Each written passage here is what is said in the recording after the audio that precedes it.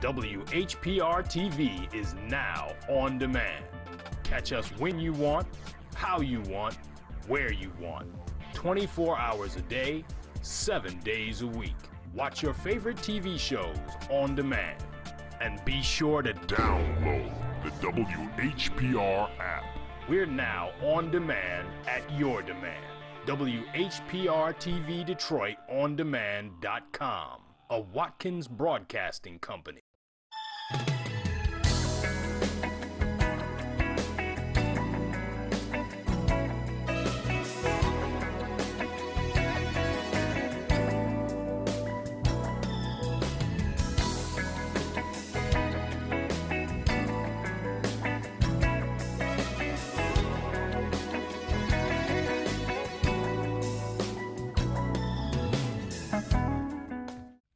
I am back. A table talk with Brenda Perryman. I was just enjoying a video. We'll talk about it another time. It's a superstar in the making. But I have my co-host, today's Table Talk co-host with me, and they are Kevin Fisher, which he's already been on, and we're talking about topic. And then we have Chris Sumrall, who is, well, you've seen him before. A man of many things. Former Detroit firefighter. So now you're admitting it. Okay, listen. Today, on this day, book by Ken Coleman, I'd like to talk about this. 1941, on this day, July 22nd, George Clinton is born in Kannapolis, North Carolina. Reared in Plainfield, New Jersey, and inspired by Frankie Lyman and the Teenagers, Clinton will form a doo-wop group called the Parliaments in the late 50s. He will later find his way to Detroit and become a staff writer for Motown Records and pen the single, I Want to Testify. I just want to testify. Anyway, you all don't know anything about that. I don't know if I've ever heard His that version. success. I do. His success will materialize during the 1970s and 80s with funk bands Parliament and Funkadelic. Clinton's efforts as solo artist will begin in 1982 with the hit single Atomic Dog. You all heard that? Oh, of course. Chris hasn't heard it. He's too young. Not that version. He will be inducted into the Rock and Roll Hall of Fame in 1997. Yes, George Clinton. Today is his birthday. And let's kind of go back, guys, into what we were talking about, and then we'll go to the other topics, okay? Okay.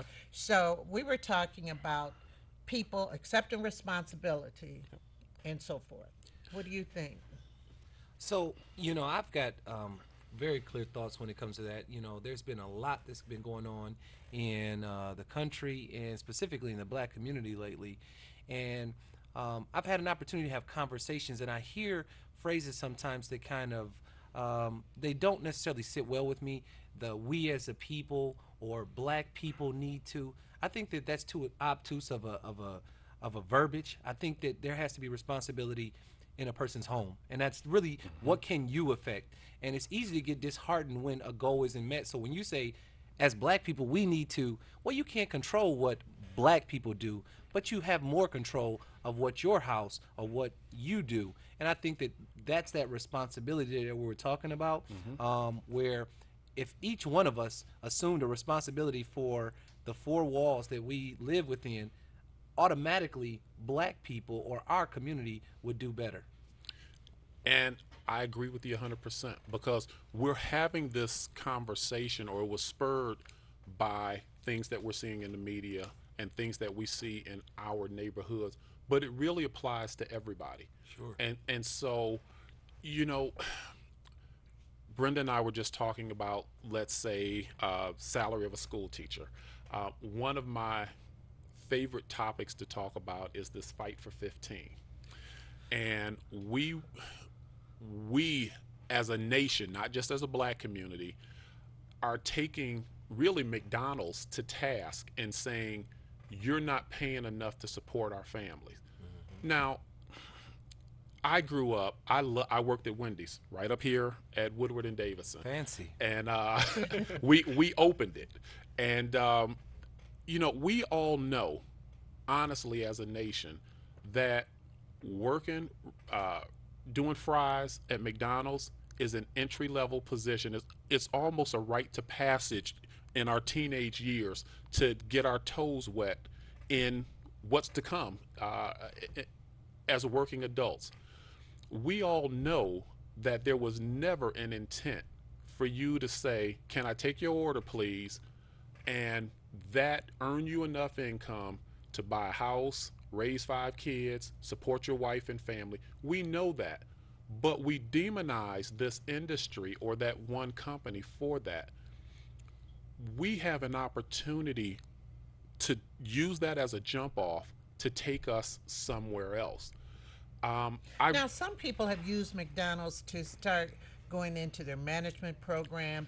You can use it, but I remember when all young people would work at McDonald's or Wendy's or whatever, it was more associated with young folks and Exactly. Calvin, if you remember that great advertisement, That Calvin ad campaign. worked at McDonald's and was like, "Where you going today, Calvin? I got my job at McDonald's," and he was a teenager. McDonald's was one of my first jobs. I think that what's scary, why I 100% agree with you, I think that when we look at today's working class, specifically the lower end or poor folks, you're seeing the jobs that we had as children, delivering papers, which was a job relegated to kids. These fast food joints, which was relegated to younger folks, we're seeing them now occupied by adults with families. Okay, we're getting ready to take a call. Okay. So Here we go. Good morning, Tyrone. Yes, good morning. Good morning. Good morning. I was listening to about personal responsibility, but personal responsibility also is always in an environment in the black community that we don't control as a people. When I looked at the stats and looked Excuse me, at statistics, let me back up. You're saying that we don't control our personal responsibility in the black community? Not really. I agree with Dr. Martin Luther King Jr., who says the policymakers creates a darkness in the black community. And what I'm going to say is that 80.9% of the manufacturing and 83% of the wholesale and 84% of the retail between 1962 and 2000 was a move from Detroit to the suburbs. And that had consequences beyond personal responsibilities, such as in 1970, doing employment rate, not unemployment rate. That's those 16 to 64 that's got a job. In 70, 52.1% had a job. That means jobless was a figure was 47.9%. That's a depression. Though we called it good times.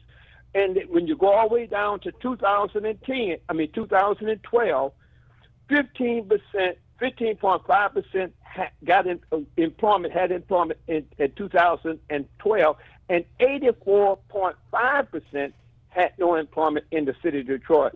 So when you look at employment did you say rate, 85? and when they're moving Excuse me, all the factories Tyrone, out, did you say 85%? What? Repeat that, please. 84.5% of those who 16 to 64 didn't have a job in Detroit in 2012. And when you look at your eyes and see downtown who's working, and when you look in the neighborhoods where we used to had these jobs in the grocery stores and stuff, you see who's working. It's immigrants. And then when you look at the bus system that cuts off at 8 Mile and Greenfield, he cannot take you no farther. And our people young people are walking to work. And if they can walk that far, then you understand it's not far-fetched that we are out of the labor force. So when one talking about personal responsibility, crime, and whatever, and if we exclude those facts, then I think we're going to mislead each other. Well, we're not excluding those facts, but we have to understand, you always have to go back to how did you get to where you are. And we deal with situations. I use an analogy with my children, and I say, you want me to deal with the crash after it occurred. I'm trying to prevent the crash from happening. So one of the things that Chris said earlier, again, I agree with, it starts at home, and it starts with work ethic and those kinds of things. You are absolutely right. There are some external factors, but we still have some control, and I'm going to disagree with you here. We still have some control over what goes on in our homes and what we teach our children and how we lead by example. I will steadfastly stand by that, because not only is it how I was raised, but it is how I've lived my life, and we can overcome many of those issues simply by identifying what it is and working through it. You know, I wanted, before we take the next caller, I wanted to add, while you make some great points, Tyrone, I think that you would be remiss to focus on one thing. So Detroit has been known as a hard-working town, Yep. right? But I think somewhere along the line, personally, we bought into just working hard and not thinking hard. Exactly. Right? And so the thing about opportunity, there's a lot of hard-working poor people, right? So you have to couple that with the ability individually and collectively to think and see shifts and movements in industries and things like that. And so as an individual, I have to look and project and see what's coming down the road, and therefore enable myself to make an adjustment as industry is changing. Growing up, I can remember that there was the conversation, guess what? You're going to be able to walk into this GM Ford Chrysler just like your granddad did or your dad. Well, that opportunity wasn't there, right? So, and that came because we got comfortable as a group, as a region. We got comfortable and let all the executives do the work for us, because guess what? At the end of the day, we could just walk into. And as they were doing the work, they were canceling out the jobs. Absolutely. Tyrone? Yeah, you know, before I hang up, let me say this to you. Okay, If say you it want to quickly. I see have other calls. personal responsibility, go to the water company and you'll see a line. Go to the tax place, you'll see a line. And these are senior citizens who retire. So if you want to see responsibility and compare that with outside policymakers, I do. then if you agree. I do understand that about senior Okay, citizens. I'm going to hang up and listen. I'm one myself who retired. Okay. You know, I may not act like it, but I know how it is. But we have a caller on the other line. Let's. Good morning. I can barely hear you. Can you hear me? Yes, I can hear you now. Yeah. I wanted to make a comment about people taking responsibility of their own neighborhoods. I just don't see where we can put the blame on any institution or any social thing that's going on that would not allow someone to take care of their own property and their own children, their own family, in a neighborhood. I just don't see the correlation there. When you see something out in front of your house, you pick it up if it's litter, you cut your grass, you shovel your snow, you paint your house, you do what you need to do when you need to do it if you're going to maintain a home. What has that got to do with the larger institutions? What has it got to do with not having a job? You don't have to have a job to sleep in front of your home, okay? And I don't get that. And I don't understand why people are trying to give people a pass for just not doing anything. You know, just sitting around. And I work in the healthcare field, and I travel the city quite a bit. And it's starting to really break my heart to see how the city has just totally just crumbled right in front of our face.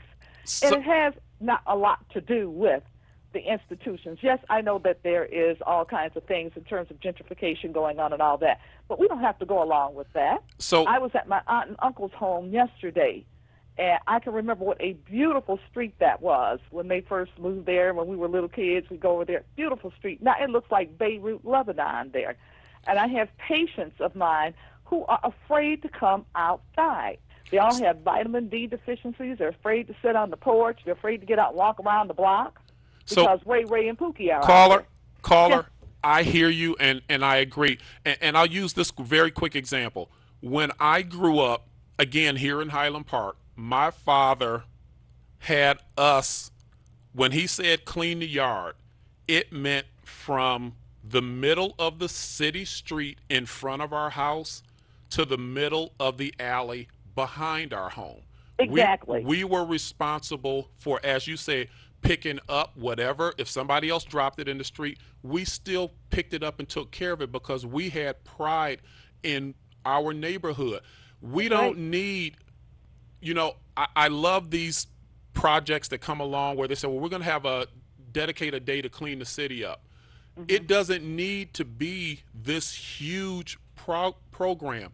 It needs totally to agree. start at your house. You take care of your property, and oh, by the way, if you have a neighbor who may be elderly or disabled who can't Help them take care out. of theirs, then help them.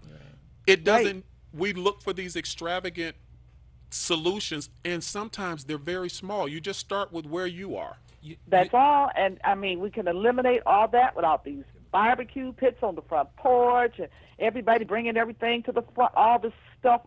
It's ridiculous. It's not necessary. And it doesn't mean you got to have a job to do that. I was in my car yesterday and I was approaching a light, and there was a young lady in a car next to me. I think she had a couple of kids in. Do you know, she threw whatever the container of what she was eating, she just threw it out on the street and didn't care. I pulled up next to her and I just looked at her, even though it didn't do anything. I wanted to say, half out. Yeah. Well, see, where does that come from? Well- and that comes from people making excuses for folks. Just because I don't have a job doesn't mean I can throw baby diapers and Kentucky Fried Chicken things all might out. have had a What's that job. got to This do with was not just having a job? The culture. And a lot of times the folks that do litter and do all that, they're not the bottom of the barrel. Right. You know, they could be well-to-do folks who just don't care. But right. And while I agree with you, caller, I'm just gonna, kind of step to give you a little bit of a counter argument. As someone who served as a Detroit firefighter for over 10 years, one of the huge issues that face the city is abandoned, dilapidated, burned out structures, right? So I'm going to show you how systematically there is an impact, and we would be remiss if we didn't acknowledge both sides, the personal responsibility, but also the responsibility of these institutions who have this obligation to serve the people. So there was a white flight that left the city, all these folks that left. Well, property value dropped. They didn't get what they felt the accurate value of their property. So as a firefighter, there were literally tens of thousands of fires that were arson, that were blamed on Devil's Night, that were blamed on young African-American kids, but were actually the owners of these properties who wanted to benefit from their insurance claims. Now, that's a systematic thing. Now, another systematic thing is, well, you would expect as a taxpaying citizen that there would be some type of expectation of tearing down these structures, or an eviction process. If you get evicted out in Farmington Hills, they're not going to leave the person's belongings on the curb for 6, 8, 9 months. That's systematic. And so when that happens, I agree with that. When that happens continually, you start to create a community where you just figure people don't care, because you're seeing burned out structures, you're seeing couches and mattresses and people's belongings on the corner, and it does psychologically play on people's mind to where they're riding through this mayhem, and so it's easier to throw a cup out of the window. And that is how systematically there is an impact. Now, I'm not saying that that's an excuse. I just wanted to throw that out there to say that there's a little bit of, in both cups. We have to kind of acknowledge both sides. Well, and I agree, but I go back to, I'm a root cause guy. And so when you go to the root of the problem, it was the responsibility of our city leaders to hold those homeowners accountable, to not let them walk away from those properties and leave them there abandoned and then come back and burn them down. So somebody dropped the ball. But guess what? That's us. This is one of those examples where we have an effect on us. It's not somebody across 8 Mile or across Telegraph who came in and allowed that to happen. We allowed that to happen. We let our city leaders allow that to happen. Just like the gentleman said, it would not be allowed somewhere else, so why is it allowed here? Well, and that's my problem. Well, and a real quick example of that. We all know, and Brenda, you and I had this conversation a couple weeks ago. And again, I mean this with the best intentions in my heart. We have leaders, advocates, who get on the news and try to tell citizens, for example, water is a human right. You shouldn't have to pay this water bill. When we all know in our society that's not true. If you have water that runs through the city system that has to be filtered and pumped into your home. We all know we have to pay a water bill. Now, can we have a conversation about, are the water rates too high? Absolutely. But to so tell, if we have our own water, say if we have a well, yeah, that's ours. that's yours. So we don't have to pay. Yep, my brother lived out in I That's forget illegal. what county. It's illegal to collect rainwater in the. I believe it's illegal to collect rainwater for that use in the city. And also, there's a new fee on the books where no, like there's that's illegal to for personal consumption. It's illegal. Well, to do that. the To point. collect rainwater? Yeah, for personal consumption, correct. Well, Oh, but so I can't go out. You gotta buy water from somebody. yeah. Well, but if I here, have my own well? I don't think Well, I so. don't think there's like wells frequently in the I city know. like that. You Well, know? for example, I know my brother lived out town who, in his neighborhood, they didn't have to pay for water because it came from someplace. Yeah. But the reality, I guess the point I'm trying to make is the reality is we know you live in the city that provides water, you have to pay a water bill. We have people losing their homes because they're not paying water bills, and then they try to justify it because some so-called advocate said, well, you're entitled to this free water. We have people who are property owners who don't pay property taxes. Crazy. When you sit down at a closing, when you buy a house, they tell you what your property taxes are going to be.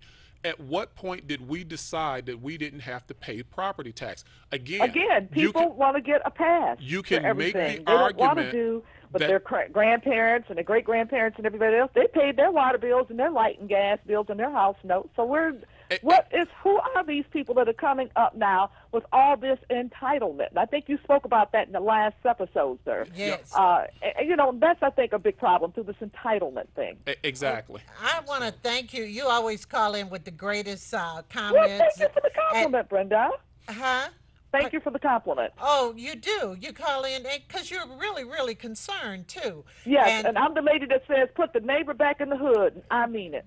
That's right. Well, we have another call right now. Thank you. And thanks. We have George on the line. Good morning. Yes, good morning. How are you doing? I'm just fine, George. Good morning. Thank you for taking my call. Now, let me say something, and I hope all of you all listen very, very careful. The lack of knowledge is what keeps people from getting to where they want to get to. Now, I'm going to give you an example. If you just don't take but a minute. That we have never, as a people, in other words, taken care of ourselves. We've always looked for someone else to take care of us. Now, back before, they had the rise in Detroit. In other words, most of the businesses in the community, most of them, were ran by people other than us, but we patronized them. So that made us pay retail price for everything we got. Now, when the store owners, in other words, buy stuff, they buy it at wholesale, and the wholesalers buy it at manufacturer's cost. And other people in their community, they have manufacturing plants. Now, what happened with us, we have always looked for a job. Now, that's not everyone. We have some exceptions in our community, but very few. Now, when they had the riot and people started moving out, that's like, okay, at that time, we as a people had an opportunity to buy all those businesses that was there. That would have been one step. But we didn't make that move to serve ourselves. We allowed people from other communities that came even from other countries to come into our community and to buy all those different properties and to open those schools and different things. Now they are at a point where their community is manufacturing. They are buying from manufacturers. They are the wholesalers and they are the retailers in our community. Now, as our community, we pay retail for everything we get. Other communities do not pay retail. Other communities where they are working their own businesses and different things, they get it at somewhere between them manufacturing it and wholesale. The top part of that community might be doing retail.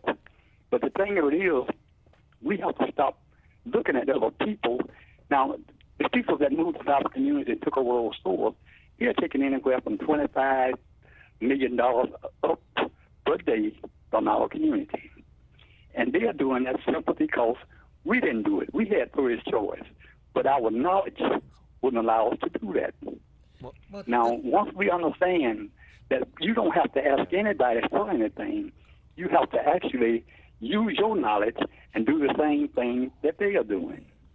As long as you don't do that, you will be asking them for jobs, which they are obligated to create employment in their community, not your community. Right. Thank you very much. I have a lot more to say, but I won't say it now. Oh, well, thank you. Thank you so much for that, because it was true. We had opportunities in some way.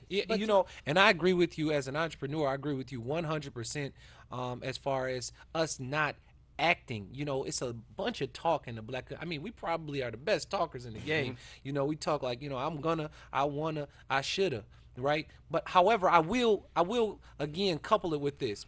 There are those individuals, like I look at Dan Gilbert now. Everybody knows him. He's like the unofficial king of Detroit. However, when I look back, I see a man who I called our black Dan Gilbert, which was Don Barton.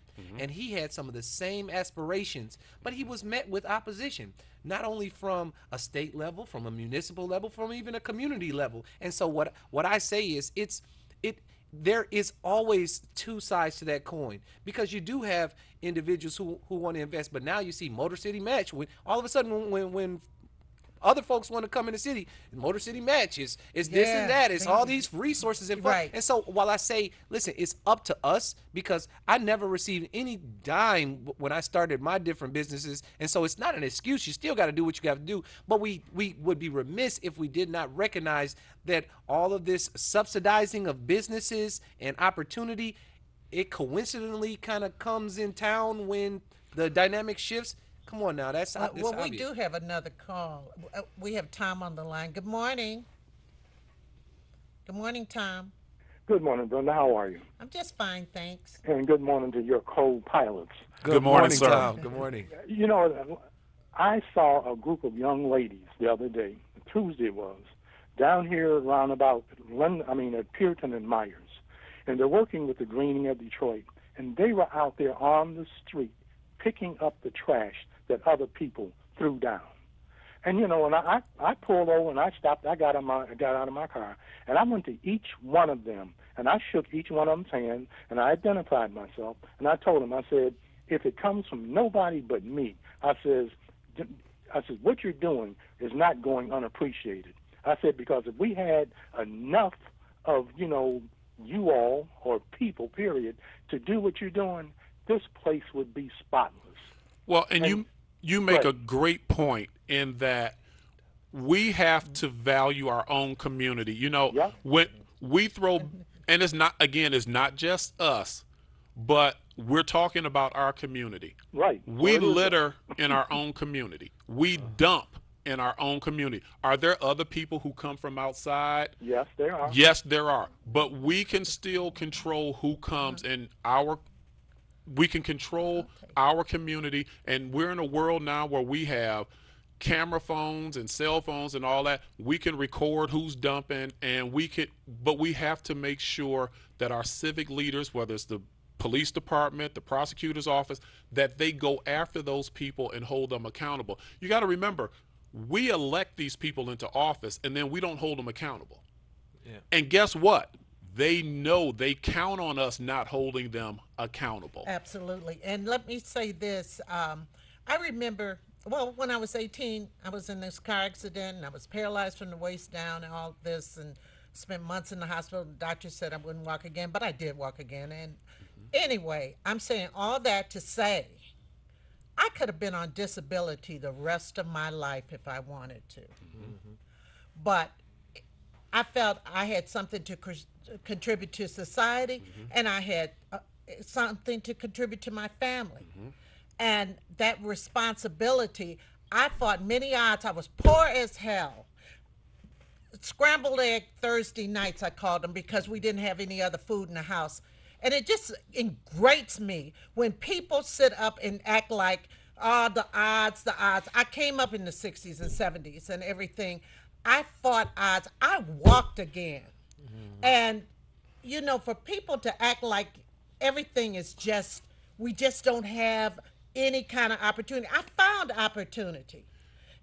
Created it even. Well, Yeah. Created it even. You know, and I'll be real quick. You know, I think that enough can't be said. You know what? It is hard. It's hard.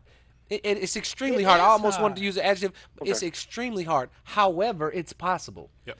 It is very possible, and I'm just tired of people acting like it isn't possible. Excuse me, Tom. I'm not talking about you. I know, but you know what? You know, in terms of what quickly, you just because said, I have another call. Okay, but let me say this. Sometimes, if not most, we are our own worst enemy. Absolutely. And on that, I shall bid you all a fond adieu. Have a great day, and I Oh, appreciate Tom. your comment. Thank you. Okay. And if you want to call back in, call it back in. Okay, we have another call. Hello? Hello? Yes, I had to call back in, but I'm hearing we are being like we the victim. But I say that, I mean, like we the perpetrator. I say we as a people the victim in Detroit. Such as I heard the young man say about the water. No one on earth owns water, but we paid taxes. Starting, if you look at the tax roll, when the whites went to the suburbs, they left us here with the tab. We paid taxes for to pump the water out of the river. We paid for the chemicals to purify. We paid for the pipes to create the suburbs because we had to run it from there. So the water system was ours, and we should not have to pay no So, Tyrone, water so bill. I have a question. I just have a question.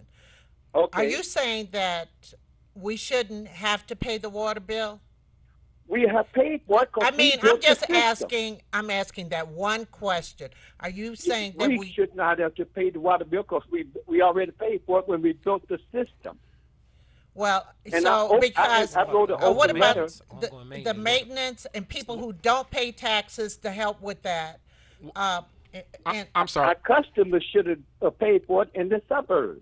but I okay. do. Federal Well, government invented that. well, hang on. Let me ask a question. Can you name one community that does not pay a water bill? Well, no community in southeast Michigan owned the water. No, except Detroit. that wasn't my question. My question is, can you cite one community anywhere in this country that does not pay for water to be pumped to their homes, that do not pay a water bill? When you bought the pump, Yes or no? you paid the water. Sir. No, the owner in America don't pay. A Ford do not buy a Ford car. He owns. He makes the car. We made the water when we brought it out of the river. Mr. Tyrone, if I could ask you just two simple questions. Are you retired or are you currently working? I'm retired. Where did you retire from? Pardon me? From the factory, Chrysler. Okay, so if you bought a Chrysler car, you paid in full. Do you think that you should be able to drive that car, or should you have to pay for gas or maintenance to keep that car running, even after you paid for it? You're the rightful owner. Your question is wrong. Well, it's just a question. For Chrysler. No, I'm not saying that we don't own the water system. However, I say when you own something like you own a home or a car or anything else, there's ongoing fees and maintenance that you have to continue to pay. You really never are done paying with anything. I can't name anything, not even a plant. You know, you buy a plant and you own it, but guess what? If you don't water it, put something into it, then you're going to get exactly nothing out of it. So I understand what you're saying, and I agree. You got to examine what you're saying. If you examine what you're saying and look at America and around the question of ownership, you will see that Ford Motors do not buy a Ford car. When he built the car, he built that wasn't my point, Mr. Tyler. I know it was where you're wrong. Yeah. Well, it wasn't about the car. Young man, you got to start thinking a little. We're going to go to our next topic. Thank you, Mr. Tyrone. Thank you for calling. Okay, now. What happened? Let's kind of sum this up. Sure. Okay, I mean, because we haven't gotten into one. I told you this subject would overlap into. But that's good. That's good because we need to have this dialogue. We need to have that conversation. Absolutely. Because I sit up and think about the fact that I don't want to pay my water bill. I water my grass. I water my grass every other day. Don't want to pay any bills. Wait a minute. Yeah. However, I mean, the I want lights grass and on air both and- sides of me is yellow. Well, it's kind of. I mean, but I water my grass every day, and beautiful yard.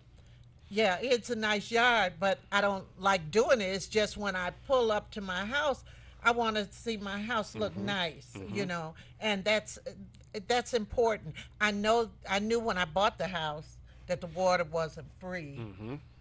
And so I know I'm going to have to make a big sacrifice but I know I'm responsible. Exactly. And that water conversation would last forever. Well, you know, there are places that you can go and get free water, and you can not have any rent, and you know you won't have any bills. And I'm probably out in the woods, or you know, you're more than welcome to take your chances there. So I mean, you know, and I say that sarcastically.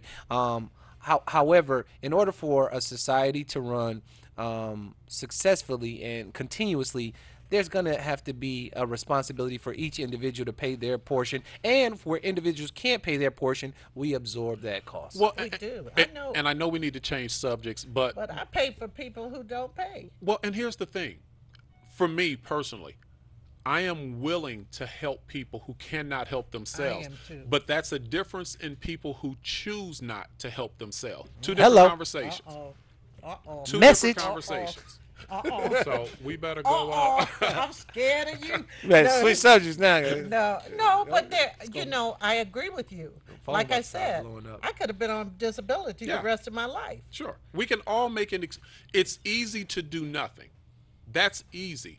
It's easy to sit back and say somebody else owes me. It's not easy to go out and be willing to work for what you want.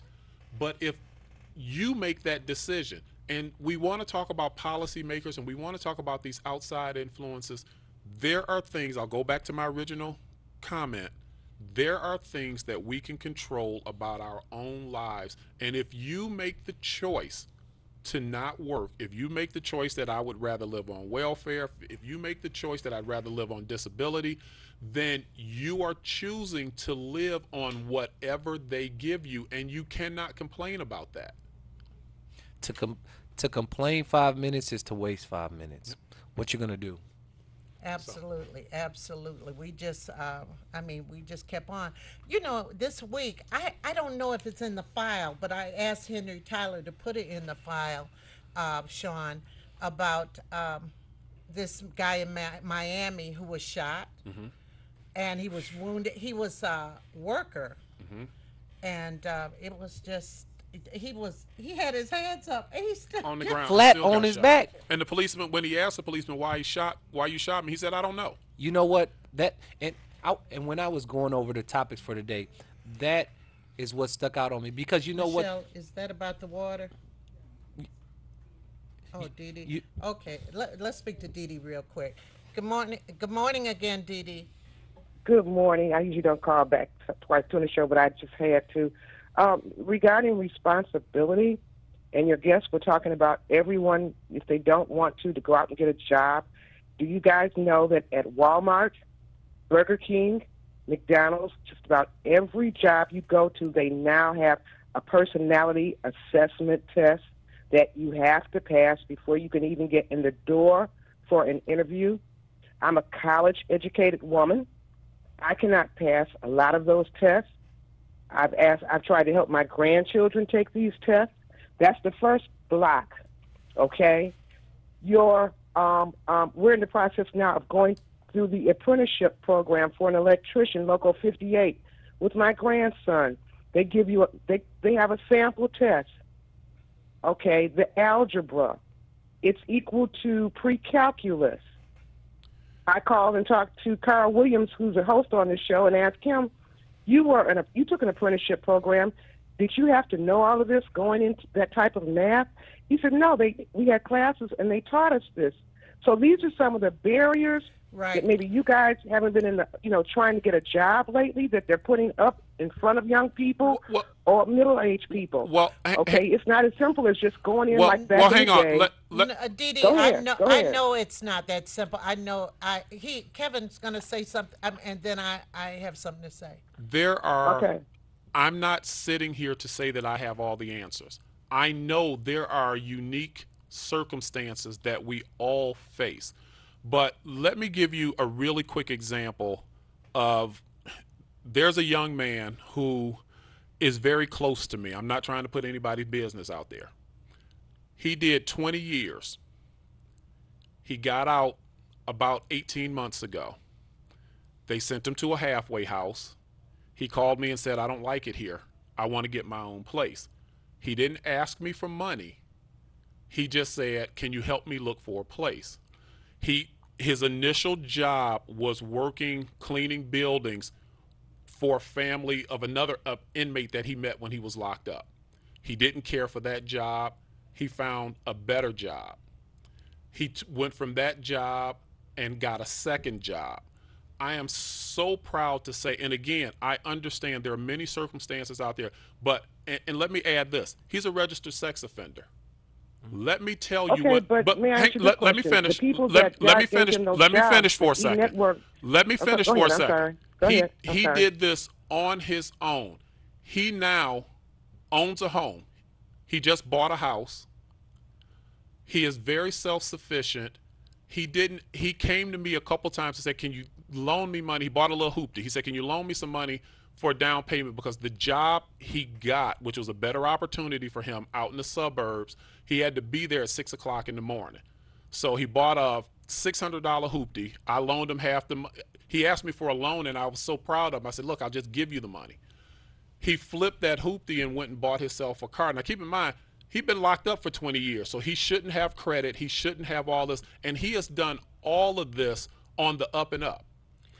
So I understand there are barriers out there, but I'm going to agree with Brenda again that those barriers can be overcome. Wait, Dee, my son is working on his doctorate degree. My son is working on his doctorate degree, so I'm not from that socialist viewpoint. I'm just saying that by me having two grandsons, one's going 21, and trying to help them get jobs, I'm like I almost want to throw my laptop because I'm saying this is insane what they're doing to block young people that want to do that. And my question to you was, he knew someone.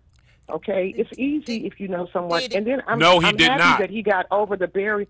Well, you said he worked for another inmate. His initial job was working for the family of another inmate in the cleaning company. But when he went on to other jobs, he didn't know anybody.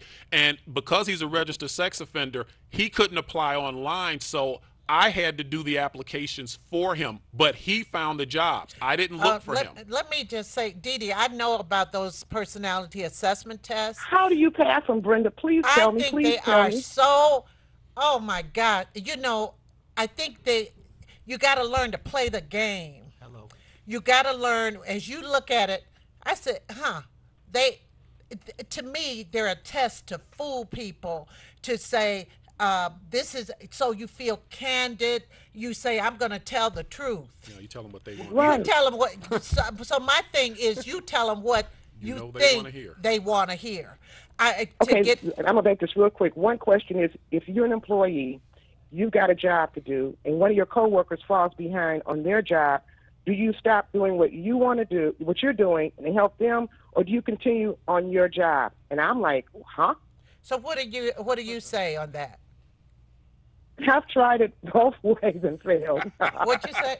And I researched it, and they said you're supposed to have a strong answer. Never answer, like if it's 1 through 5, they say never use 2, 3, and 4. Always either 1 or 5. Who said that? I did some research online, and I don't know if that's even right. I don't know if that's right either, because honestly, one of the worst personality tests is when you're going to be a teacher, because I had to take one. I had never seen one, and I had to take one when I got to Southfield while I was applying for a job.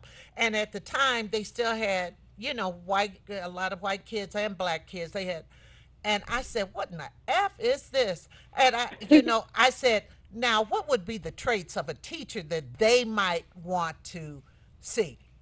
So sometimes I answered the answer I thought they wanted. Now, that particular question that you just presented to us, maybe that wasn't the one that you failed. Are you sure you were marked wrong on both times, or? I don't know. They don't tell you. They just tell you they stopped the whole online interview process, and you can't go any further with the application process. Really? I mean, we've done this with Walmart, Burger King, McDonald's, just about every online application. They throw those tests out there. Here it goes back to the conspiracy. Who makes up those tests? That is where the buck should stop, because sometimes it's just like the athletic clearinghouse. In 1994 was the first year of the clearinghouse for athletes, because so many black. I was in that. I was in that with my son. I was in that with my son too.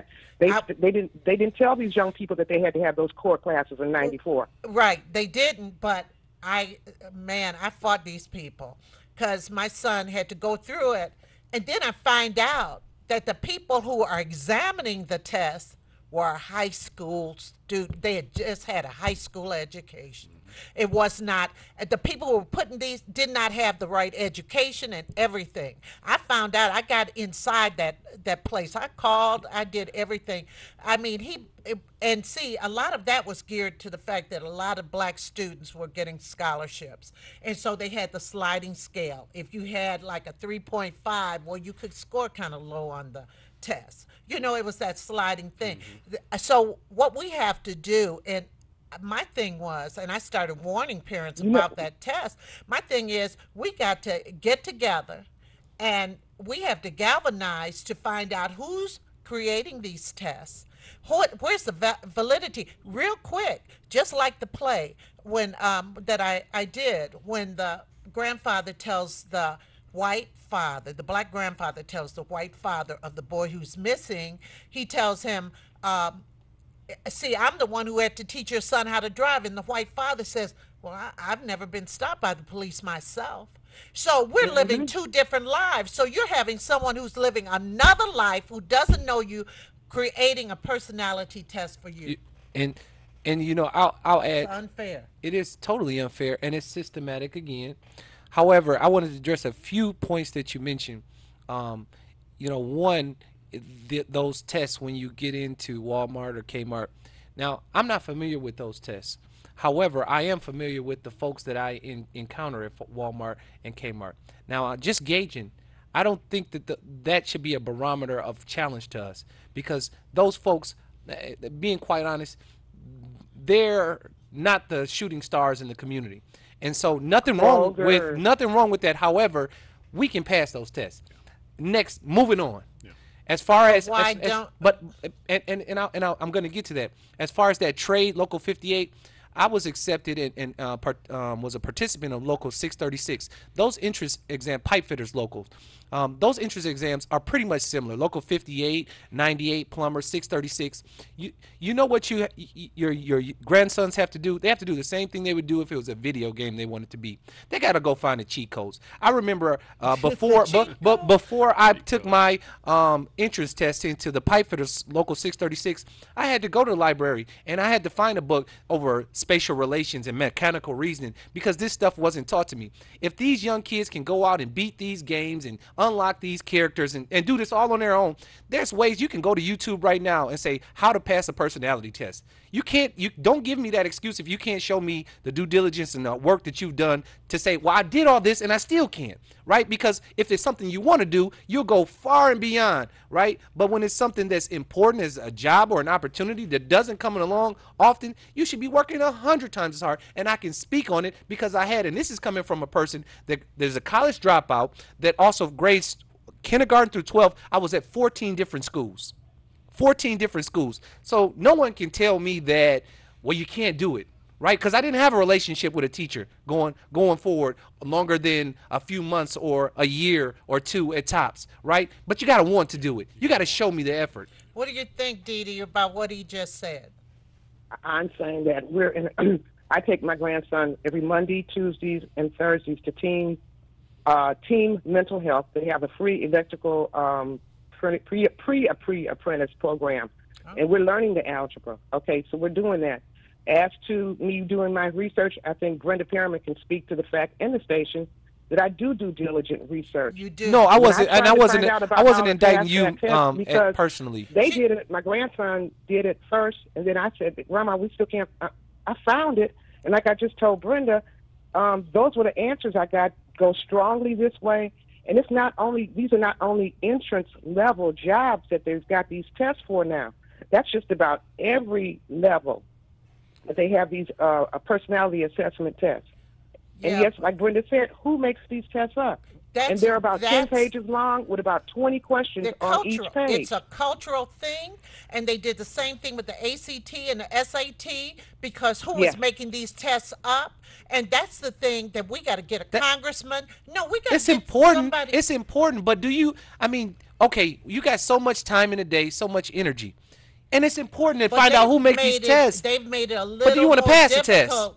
Yeah, I figure out how to pass it. I even if you got a fake. Chris, I understand what you're saying, but every year they're making things more difficult, and they're skewing them a certain way. I believe that. They are. But Brenda, you just said something that's very important.